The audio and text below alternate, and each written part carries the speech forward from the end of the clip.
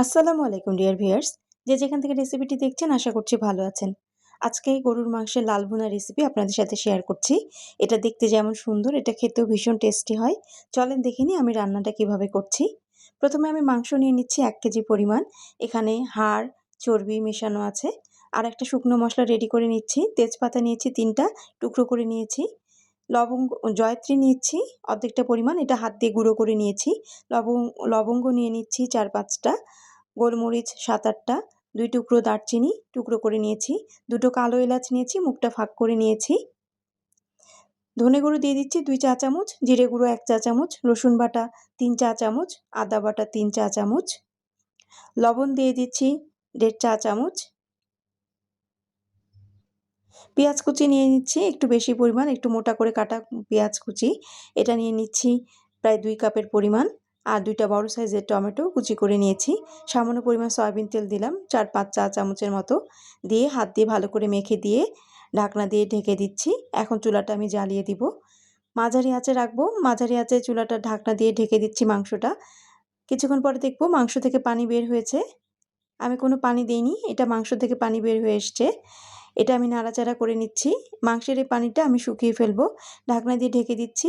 কিছুক্ষণ পর আমি ঢাকনাটা খুলে নাড়াচাড়া করে দিচ্ছি। মাংস থেকে যে পানিটা বের হয়েছিল সেটা একটু কমে আসলে হলুদ গুঁড়ো দিয়ে দিচ্ছি ১.৫ চা চামচ, আর মরিচ গুঁড়ো দিয়ে দিচ্ছি ৩ চা চামচ।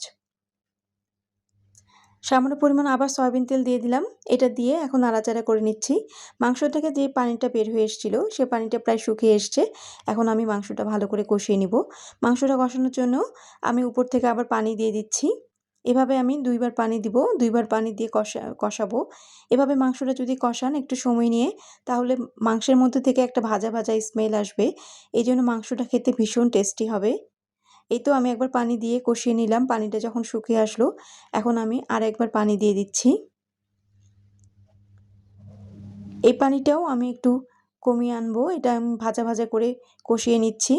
এটা যখন কষানো হয়ে গেল, তখন আমি একদম ফুটন্ত গরম পানি দিয়ে দিচ্ছি মাংসটা সিদ্ধ হওয়ার জন্য। ঢাকনা দিয়ে ঢেকে দিচ্ছি। মাঝখানে ঢাকনাটা খুলে আমি কয়েকবার নেড়ে দিচ্ছি।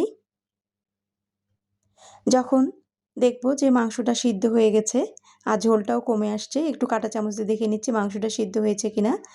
যদি মাংসটা এই পর্যায়ে সিদ্ধ না হয় তাহলে আবার একটু ফুটন্ত পানি দেওয়া যেতে পারে। আমার মাংসটা সিদ্ধ হয়ে গেছে, এখন আমি আঁচটা কমিয়ে দিলাম। এখন আমি একদম লো হিটে প্রায় ৭ থেকে ৮ মিনিট সময় পরিমাণ রেখে দিব মাংসটা। অল্প আঁচে একদম দমে রেখে দিব। এই তো প্রায় ৭-৮ মিনিট পর আমি চুলাটা বন্ধ করে দিচ্ছি। বন্ধ চুলাতে আরও কড়াইটা বেশ ৫ মিনিটের মতো রেখে দিলাম। ৫ মিনিট পর নামিয়ে নিচ্ছি। এখন মাংসটা আমি পরিবেশন করে দেখাচ্ছি। দেখেন মাংসের কালারটা কত সুন্দর আসছে। এটা খেতেও ভীষণ টেস্ট হয়। এটা গরম ভাত, গরম সাদা ভাত, খিচুড়ি, তারপরে পোলাও এগুলোর সাথে তো ভালো লাগেই। তাছাড়া চালের আটা রুটি, গমের আটার রুটি কিংবা নান রুটির সাথেও ভীষণ ভালো লাগে। আশা করছি আজকের রেসিপিটা আপনাদের ভালো লাগলো। যদি ভালো লাগে তাহলে লিজি শেফসের রান্নাগুলো ফলো করতে পারেন। আজকে চলে যাচ্ছি, আসবো নতুন কোনো রেসিপি নিয়ে। ভালো থাকবেন। আল্লাহ হাফেজ।